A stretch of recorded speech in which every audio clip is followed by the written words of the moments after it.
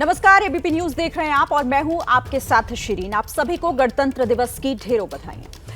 देखिए, योग गुरु बाबा रामदेव ने आज बड़ा बयान दिया। बाबा रामदेव का कहना है कि देश में धार्मिक आतंकवाद चल रहा है। उनका यह भी कहना है कि जो लोग सनातन धर्म पर लांछन लगा रहे हैं वो सब भारत विरोधी हैं। उनका कहना है कि यह सब कुछ अंतरराष्ट्रीय शक्तियों के इशारे पर हो रहा है।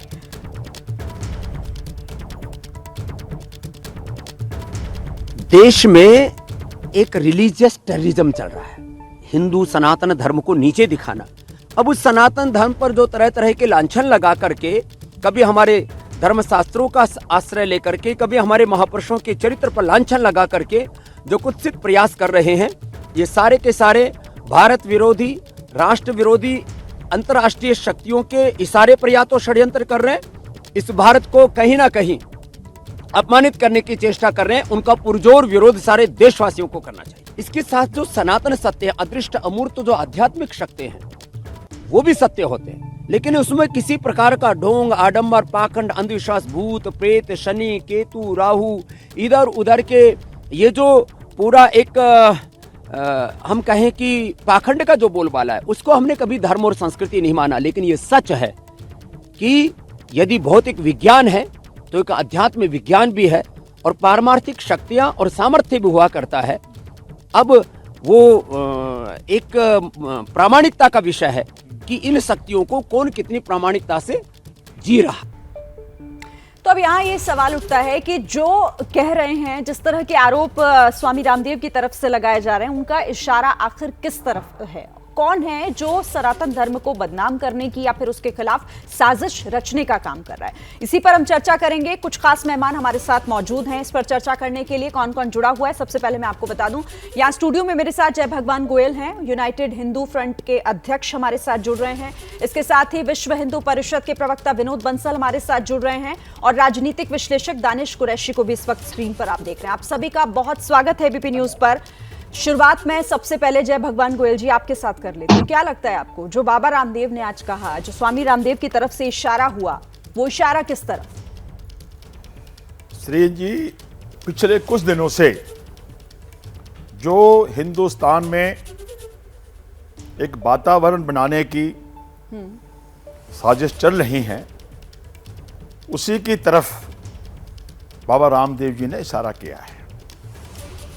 अभी थोड़े दिन पहले एनआईए ने पीएफआई का पूरा नेटवर्क ध्वस्त किया कि कैसे उन्होंने पूरे भारत को एक मुस्लिम राष्ट्र बनाने का ब्लूप्रिंट बना रखा है।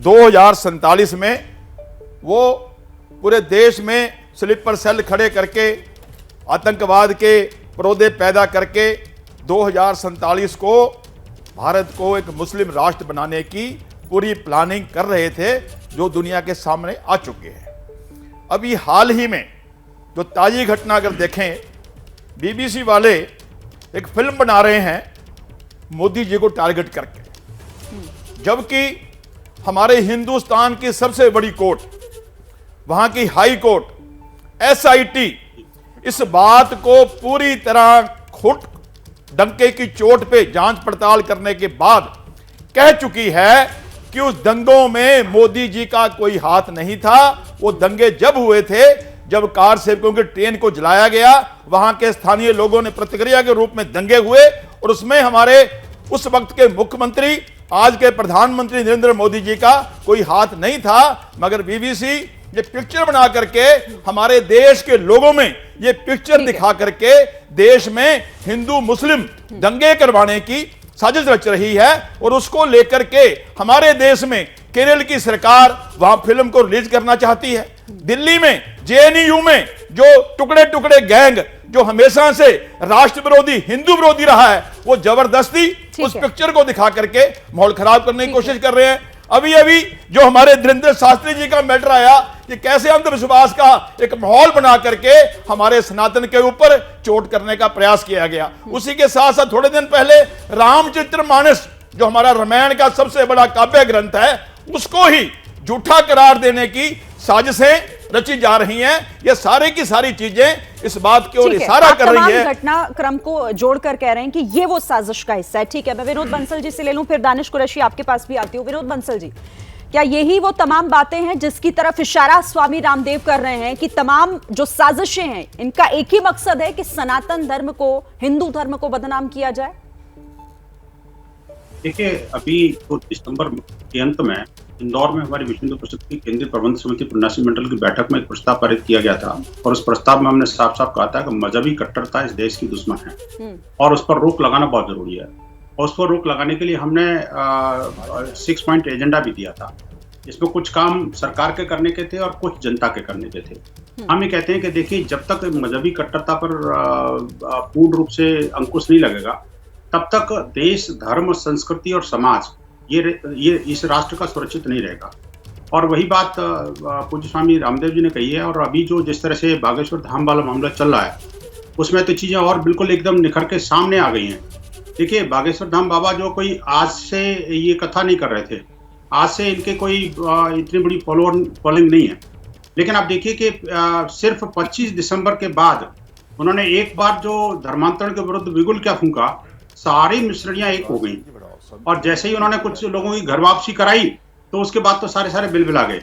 और तीसरी बात यह कि जब वो पठान जैसी मूवी के ऊपर उन्होंने 2 शब्द क्या बोल दिए, सारी फिल्म इंडस्ट्री के जो गुर्गे थे, जो भाईजान थे, वो सब प्रत्यक्ष परोक्ष रूप से उनके ऊपर टूट पड़े। आप देखिए कि चारों तरफ से जिस तरह से धर्मांतरणकारी शक्तियां भारत को खाने पर तुली हुई हैं, और जिस तरह से विदेशी शक्तियां भी जो है लगातार हमारे कुछ भारतीय विपक्ष के द्वारा भी पल्लवित पुष्पित हो रही हैं, ये बेहद दुर्भाग्यपूर्ण मामला है। लेकिन यह कि देखिए, ये जो मजहबी कट्टरता है, उसका मुकाबला भारत को डट के करना पड़ेगा। ठीक है, आप देखिए कल इंदौर के अंदर सरतन से जुदा के नारे लगे। और आप देखिए कि ये जो है, ये बहुत ही विभत्स बात है कि अभी भी लोग जो है उससे अपनी हरकत से बाज नहीं आ रहे। पैगंबर के नाम पर आखिरकार कितनी जाने लेंगे ये लोग? आप मुझे बताइए कि कितने ये जो लोगों का विभत्स कत्ल करेंगे, ये कितने लोगों को ये उमेश कोले और कन्हैया कुमार बनाएंगे? आखिरकार ये जो है, ये इस तरह से जो लगातार घटनाएं घट रही हैं, उन्हीं घटनाओं को इंगित करते हुए शायद पूज्य स्वामी रामदेव जी ने इस बात को कहा है और इस पर विराम लगना चाहिए। ठीक है, आप रहिएगा मेरे साथ। दानिश कुरैशी, आपका कमेंट। ये सारी जो बातें हो रही हैं, क्योंकि ये पूरा जो मामला धर्म से शुरू हुआ था, लेकिन अब ये धार्मिक आतंकवाद की तरफ बढ़ चला है स्वामी रामदेव के इस कमेंट के बाद, इस बयान के बाद। देखिए, सबसे पहले मैं 2 बातें कहूंगा। एक तो बाबा रामदेव ने जो कहा है उस पर, लेकिन जी ने कहा कि देश का धर्म, संस्कृति और समाज सुरक्षित नहीं रहेगा। तो दरअसल दिक्कत क्या है कि आज गणतंत्र दिवस है और अफसोस है मुझे कि गणतंत्र दिवस पर मुझे बंसल साहब को नसीहत देनी पड़ती है कि देश का कोई धर्म नहीं है, देश का एक ही समाज है और देश का नागरिक समाज है, वही देश का नागरिक समाज है। ठीक है, और अगर उसका क्लैरिफिकेशन देना हो तो मुझे बता देना कि देश का कौन सा धर्म। दूसरे नंबर की बात, 2014 के बाद नरेंद्र मोदी की सरकार केंद्र में आई। उससे पहले तरह की सरकारें रही, भाजपा की भी एक बार की अलायंस की वाजपेयी जी की सरकार रही। उस वक्त तक कभी कोई धर्म खतरे में नहीं आया, ना सिर्फ हिंदू धर्म, लेकिन देश का कोई धर्म खतरे में नहीं आया। मिशनरियों का काम, अलग अलग तंजीमों का काम अपनी तरीके से चलता रहा, उसके खिलाफ सरकारों ने सख्तियां बरती और जो काम करना था वो करते रहे। लेकिन दिक्कत क्या है, आप देखिए 2014 से लेके अभी तक रोज सुबह शाम यही चिल्लाते हैं, ये खतरे में, वो खतरे में। आखिरकार आप बताइए कि ये सारी इतनी, अगर जो कट्टरता की बात कर रहे हैं, गोयल साहब बात कर रहे हैं, बंसल साहब बात कर रहे हैं, तो बताइए कि अगर इस देश में नरेंद्र मोदी की सरकार है, उसके बावजूद भी अगर धर्म उनका खतरे में है, तो बताइए फिर इसके लिए कौन जिम्मेदार है? इसके लिए क्यों आप किसी और को जिम्मेदार ठहराते हैं? मुझे लगता है कि सबसे पहले तो नरेंद्र मोदी की सरकार जिम्मेदार है।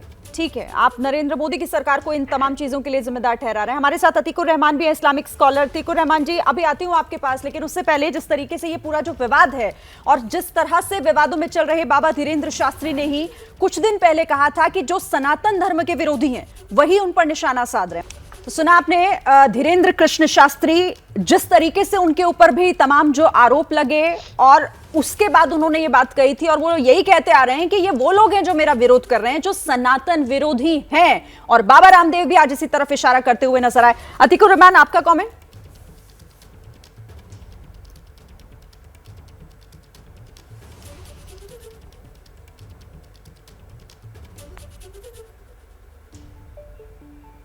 अतीकुर रहमान, आपको आवाज मेरी मिल रही है?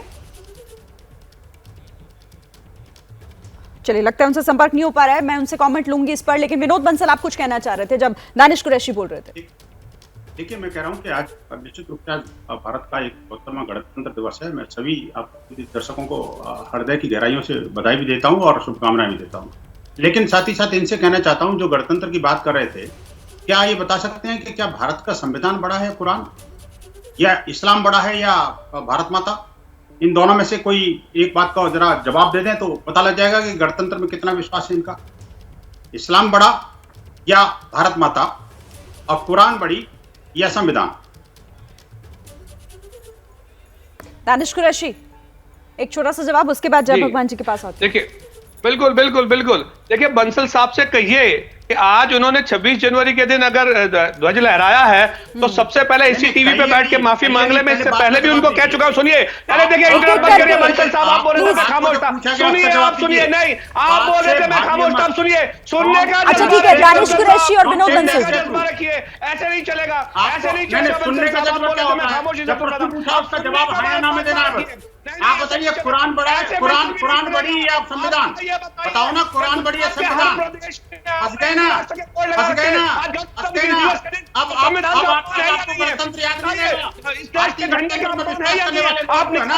अच्छा, एक सेकंड, एक मिनट, दानिश कुरैशी, एक मिनट, विनोद बंसल जी और दानिश कुरैशी, आप लोगों को सुन नहीं पा रहे, कोई भी ओवरलैप हो रहे हैं, प्लीज एक एक करके। दानिश कुरैशी, पहले आपका कमेंट। ठीक है, अब आप बोलिए। दानिश कुरैशी, बोलिए। हाँ, आप मुझे कहिए कि पहले तो वो माफी मांग ले पूरे देश से। ठीक है, गुजरात के हर चौराहे पे उन्होंने, सुनिए, गुजरात के हर चौराहे पे वीएचपी ने हिंदू राष्ट्र प्रखंड में आपका स्वागत है ये बोर्ड लगा रखे हैं। तो आप बताइए कि आप गणतंत्र में मानते हैं या हिंदू राष्ट्र में मानते हैं? बोलिए। और अगर गणतंत्र में मानते हैं तो यही माफी मांगिए आप, क्योंकि वीएचपी ने लगा रखे हैं। और इसके पहले भी मैंने आपको एक और चैनल पे भी यही चैलेंज दिया था, अब आप तुम दबा के भाग गए थे। सुनिए, आप जैसे जो दोगले लोग हैं ना इस देश में, वही देश की छवि खराब कर रहे हैं। दरअसल टीवी पे आके तो बहुत अच्छी अच्छी बातें करते हैं कि ये बड़ा है या वो बड़ा है, लेकिन अपने दिल में जो छुपा है वो तो बताइए। गुजरात के अंदर के अच्छा, ठीक है, आप दोनों अभी यहाँ शांत हो जाइए। आप दोनों बोल रहे हैं, सुन कोई भी नहीं पा रहा। देखिए, एक विवाद रामचरितमानस को लेकर बयानबाजी पर भी हो रहा है और रामचरितमानस पर सवाल उठाने वाले समाजवादी पार्टी के नेता स्वामी प्रसाद मौर्य संत समाज के इस वक्त निशाने पर आ गए हैं। लेकिन स्वामी प्रसाद मौर्य अपने बयान पर अभी भी अड़े हुए हैं। स्वामी प्रसाद मौर्य का कहना है कि हमने कुछ भी गलत नहीं कहा। तो रामचरितमानस पर विवाद, जिसमें स्वामी प्रसाद मौर्य का यह बयान और अभी भी अपने बयान पर अड़े होने की बात। इधर एक सवाल है कि रामचरितमानस को लेकर के आपने बयान दिया, काफ़ी लोगों ने उस पर प्रतिक्रिया अपनी दी है, एफआईआर भी दर्ज की गई। क्या लगता है अभी उस बयान पर कायम है? क्योंकि मैं अभी थोड़ी देर पहले आपका एक फेसबुक पोस्ट देख रहा था जिस पर आपने लिखा कि नहीं, मैं अपने बयान पर कायम रहूँगा, और वेद पुराण को भी आपने इसमें लपेट लिया है। देखिए, सही बात तो ये है कि मैंने कोई नई चीज़ कही ही नहीं। जो लिखत पढ़त में है, और लिखत पढ़त में धर्म के नाम पर पूरे देश की सभी वर्ग की महिलाओं, शूद्र वर्ग में आने वाले विभिन्न जातियों, आदिवासियों, दलितों और पिछड़ों के अपमान करने की टिप्पणी की गई है, उस अंश को हमने प्रतिबंधित किए जाने या निकाले जाने की मांग की थी। किसी चीज की मांग करना अपराध नहीं है, और जब भारतीय संविधान है तो इस प्रकार के भेदभाव मूलक व्यवस्था को तो अपने आप समाप्त हो जाना चाहिए, खत्म कर देना चाहिए। लेकिन अभी भी पोंगापंथी व्यवस्था के लोग उसको ढो रहे हैं, और उसी व्यवस्था के अनुसार आज भी जात पात, छुआछूत, ऊंच नीच, भेदभाव के आधार पर इस देश के आदिवासियों, दलितों, पिछड़ों और महिलाओं के साथ जुर्म जातीय अत्याचार और न्याय भी कर रहे हैं। जो भी एफआईआर हुई उसमें कोई अपराध बनता ही नहीं है, वो तो विवेचना में वैसे भी खत्म हो जाएगा, और नहीं खत्म होगा तो मैं सबको जाकर के न्यायालय में खड़ा करूंगा। इस पर तो माननीय सर्वोच्च न्यायालय की भी टिप्पणी आ चुकी है। इसलिए आज जो भी मैंने अपना पूर्व में बयान दिया था उस स्टैंड पर अभी भी कायम हूं, क्योंकि मैं सच के साथ खड़ा हूं, इसलिए मुझे कोई डर और भय नहीं। तो स्वामी प्रसाद मौर्य जो कि रामचरितमानस को लेकर जिन्होंने बयान दिया उसके बाद विवाद हुआ, लेकिन अभी भी वो ये कह रहे हैं कि उन्होंने कुछ भी गलत नहीं कहा है और इसीलिए वो अपने बयान पर अड़े हुए हैं। जय भगवान गोयल जी, ये तो साफ तौर पर स्वामी प्रसाद मौर्य जो कह रहे हैं कि मैंने जो कहा वो अभी भी मैं उसी पर टिका हुआ हूं, कुछ गलत नहीं कहा। देखिए, मौर्य जी समाजवादी पार्टी के नेता हैं। यही समाजवादी पार्टी थी जिसने 90 में योद्धा के मामले में निहत्थे कार सेवकों को गोलियों से भूना था, उनकी डेड बॉडियों को पत्थरों से बांध बांध के सरयू में डाल दिया था। ये वही राम विरोधी लोग हैं, इन्होंने उस वक्त राम का विरोध किया, आज ये पूरी की पूरी रामचरितमानस का विरोध कर रहे हैं। रामचरितमानस जो हमारा धार्मिक ग्रंथ है, पूरे संसार में इसकी मान्यता है। दलित की अगर ये बात करते हैं, सबरी के झूठे बेर भगवान राम ने स्वयं खाए थे। हमारे खेवट जी जिन्होंने पार लगाया भगवान राम को, उनका कैसा हमारे ग्रंथों में सम्मान है। महिलाओं का हमारे जितने भी ग्रंथ हैं, सबसे पहले हमारे यहां मातृशक्ति को पूजा जाता है। राधे श्याम बोलते हैं हम, सीता राम बोलते हैं हम, लक्ष्मी गणेश बोलते हैं हम। सबसे पहले हमारे सनातन धर्म में सम्मान है, हर एक का सम्मान है। मगर ये जो लोग हैं अपनी राजनीति रोटी सेकने के लिए जो वोट बैंक खिसक गया है, उसके लालच में हिंदुओं का अपमान करके मुस्लिम वोट की खातिर ऐसी बात कर रहे हैं। मैं कहना चाहता हूं मौर्य जी से, अगर आप में दम है तो कुरान के खिलाफ एक बात बोल के दिखाओ। हिंदू लिबरल धर्म है, हम मारना काटना नहीं जानते, मारने काटने की बात नहीं करते, इसलिए ऐसे लोग आकर के खुल करके हमारे धर्म का, हमारे सनातन धर्म का, हमारे सनातनियों का अपमान करते हैं। मगर मुझे लगता है कि एक दिन हमारा भी सब्र का प्याला भर जाएगा। कब तक हम सनातनी इनकी इन गलत बातों का हम लोग कब तक सुनते रहेंगे? ऐसे लोगों को समझानी चाहिए, सावधान होना चाहिए। राजनीतिक दलों के लिए ये उनकी रोटियां सेकने के लिए ये मुद्दा है और वही यहां पर किया जा रहा है। ठीक है, मैं अतीकुर रहमान का रुख कर लेती हूँ, बहुत देर से हमारे साथ जुड़े हुए लेकिन संपर्क नहीं हो पा रहा था। अतीकुर रहमान साहब, आप क्या कहेंगे? स्वामी रामदेव जो ये कहते नजर आ रहे हैं कि ये सब कुछ जो हो रहा है ना, वो सब कुछ एक साजिश के तहत हो रहा है और पूरे देश भर में इस वक्त एक धार्मिक आतंकवाद फैलाने की कोशिश की जा रही है। देखिए, आज बड़ा शुभ दिन है भारतवासियों के लिए, तो थोड़ा सा पॉजिटिवली मैं लेना चाहूंगा रामदेव जी का। तो मैं एग्री नहीं करता उनकी बात से। शॉर्ट एनालिसिस कर लीजिए ये सारी चीजों का। वो शॉर्ट एनालिसिस में आप क्या पाएंगे? स्ट्रेंथ एंड वीकनेसेस नेशन के क्या होते हैं? सबसे बड़ी अगर स्ट्रेंथ है हमारे मुल्क की तो वो है हिंदू मुस्लिम एकता, कौमी एकजहती, गंगा जमनी तहजीब। और वीकनेस क्या है? चाहे वो इस्लाम हो, चाहे वो हिंदू धर्म को मानने वाले हो, वो अपने धर्म को दूसरे से बेहतर बताने की कोशिश करें या किसी दूसरे को नीचा दिखाने की कोशिश, ये हमारी वीकनेस है। आज के इस पावन अवसर के ऊपर क्या हम शॉर्ट एनालिसिस नहीं कर सकते? इसको आप थोड़ा सा नीचे ले आइए, एक कंपनी के तौर पे देखिए। कंपनी का नुकसान हो रहा है, देश का नुकसान हो रहा है। इस नुकसान को अगर आपको बचाना है तो आपको स्ट्रेंथ को और ज्यादा स्ट्रेंथन करना होगा और वीकनेसेस के लिए काम करके उनको खत्म करना होगा।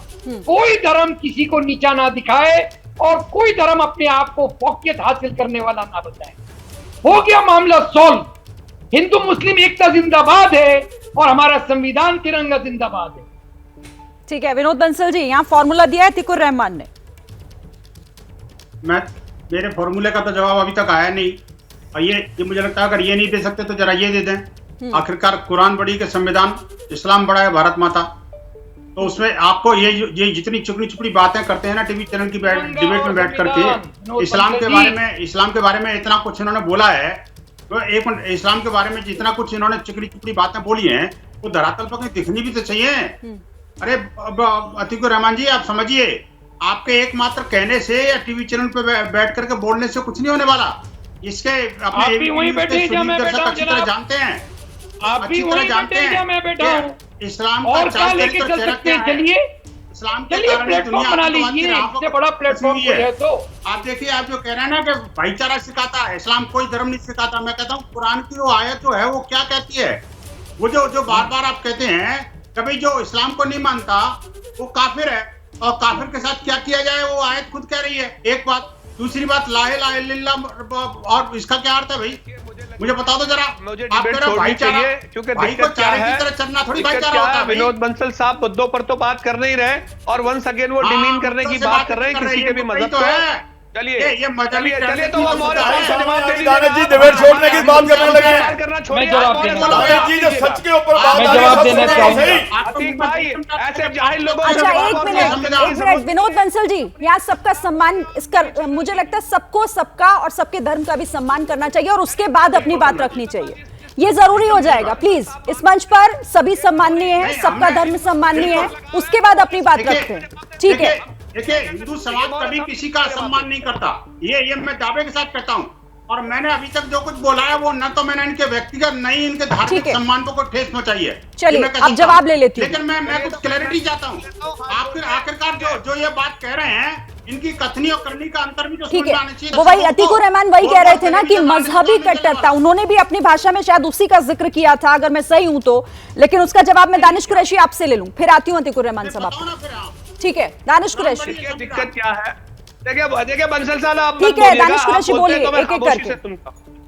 बताओ ना यार, अब कुरान जरा पढ़िए, इसको देख संविधान। लीजिए महतरमा, ये देखिए ये क्या ये लिखा कुरान है, पढ़िए, संविधान। हिंदू राष्ट्र के प्रकरण में आपका भारत स्वागत है। भारत बंसल पढ़ा, जी, या देश की भारत प्रतिमा माता, है, भारत माता गणतंत्र बन लिया। दिवस है, तमाम को इस्लाम। कर देगा इनको। जवाब देते अभी ये जो मीठी मीठी बातें कर रहे थे ना, कुरान तो ये पढ़िए, बड़ा है या वो संविधान, बड़ा है, ऐसा ये बता दो बता जरा। दीजिए। देश गणतंत्र दानिश जी है, का सेक्युलर मैसेज। डेमोक्रेटिक कंट्री है, कुरान पढ़िए, संविधान, आज गणतंत्र की बात की है ना आपने। आपने गणतंत्र का सारा लिया और बातें चिकनी चिपड़ी करी, सच्चाई से भाग लिए, नाम का बोर्ड लगा, कट्टरता को परोस रहे हो। और कल भी विनोद बंसल जी एक मिनट सुन तो लेते हैं ना, तभी तो आप जवाब दे पाएंगे ना। उसका एक मिनट रुकिए, फिर आप कमेंट कर पाएंगे ना। एक बार सुन लीजिए दानिश कुरैशी, जल्दी से 30 सेकंड में बात पूरी कीजिए अपनी। मैंने तो इनका वीएचपी के नाम से लगे हुए बोर्ड को कि हिंदू राष्ट्र के प्रखंड में आपका स्वागत है, मैं तो इनसे ही पूछ रहा हूं कि ये आपका बोर्ड मैंने दिखा दिया। अब आप ये बता ये दीजिए, वही बात हो गई ना देश का दानिश संविधान कुरैशी की, बना है बस जो ऐसी ऐसी चीजें लेकर आइए कि आप सिर्फ एक दूसरे को ये दिखाइए कि हम ऊपर और हम ऊपर और आप नीचे। खैर ठीक है, चलिए, जय भगवान। किसी को नीचा दिखाने की बात नहीं देखिए, करें, करनी और कथनी में फर्क है। मैं दानिश जी, करनी और कथनी में फर्क है। पहली बात तो ये है, सनातन धर्म सबका सम्मान करता है। हम तो वासुदेव कुटुंबम की बात करते हैं, पूरे विश्व को अपना परिवार मानते हैं। ये हमारा सनातन धर्म की परंपरा है। नंबर बात एक। नंबर दो, इसमें कोई शक नहीं है, कुरान की 24 आयतें हैं जो खुलेआम कहती हैं जो गैर मुस्लिम हैं वो काफिर हैं, उनको मारो, लूटो, काटो। ऐसा करना तुम्हारे खुदा का आदेश है। इसकी जानकारी राष्ट्रपति को, प्रधानमंत्री को, देश के सभी मुल्ला मौलवियों को मैं लिख के दे चुका हूं। ठीक है, अगली बात, आप कह रहे हो विश्व हिंदू परिषद ने हिंदू राष्ट्र के बोर्ड लगाए हैं। भाई भारत तो हिंदू राष्ट्र है।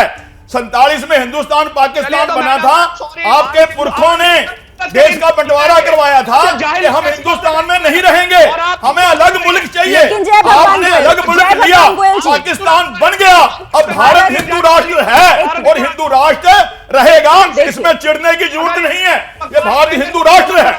देखिए जय भगवान गोयल जी, एक मिनट आराम से बात रखिए अपनी, आराम से बात सुनिए। एक मिनट, मैं आपसे पूछ रहा हूँ कि एबीपी इसको कंफर्म करता है कि भारत हिंदू राष्ट्र में। देखिए, भारत में कोई एक धर्म के लोग नहीं रहते जय भगवान गोयल जी, सभी रहते हैं। आप भी रहते हैं, मैं भी रहती हूँ, सबका सम्मान। आप शुरुआत करते हैं कि सबका सम्मान है, फिर आप बाद में ऐसी बातें करते हैं। नहीं, इस तरह की बातों को प्लीज अवॉइड कीजिए और मुद्दों की बात कीजिए।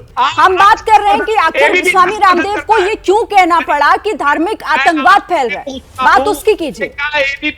दानिश कुरैशी, मैंने क्लियर कर दिया यहाँ पर, मैंने जय भगवान गोयल जी को भी कह दिया कि हम इस तरह की बातों को बिल्कुल आगे नहीं ले जा रहे हैं। भारत में सब रहते हैं, मैं खुद एक, ठीक है, मैंने रोक दिया है, मैं आपको भी रोक रही हूँ, आपको भी रोक रही हूँ। अतिकुर रहमान जी, प्लीज आप मेरे किसी भी गेस्ट को ऐसे मिसबिहेव नहीं कर सकते, ना ही किसी के नाम के।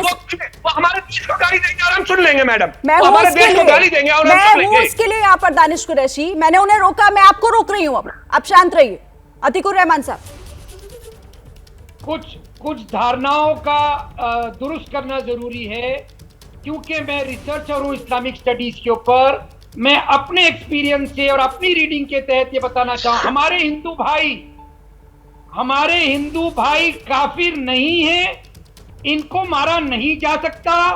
इनको हुजूर सल्लल्लाहु अलैहि वसल्लम ने धिम्मी कहा था, और ये कहा था कि धिम्मी के साथ अगर किसी मुसलमान ने अन्याय किया तो हशर के मैदान में हुजूर सल्लल्लाहु अलैहि वसल्लम का हाथ उस मुसलमान पर नहीं होगा। किसी भी हिंदू भाई को काफिर नहीं कहा जा सकता। जो पैगन अरेबिया के लोग थे वो काफिर थे, उनको मारने का हुक्म था, वो बात खत्म हो गई। कुरान में आयत क्यों है?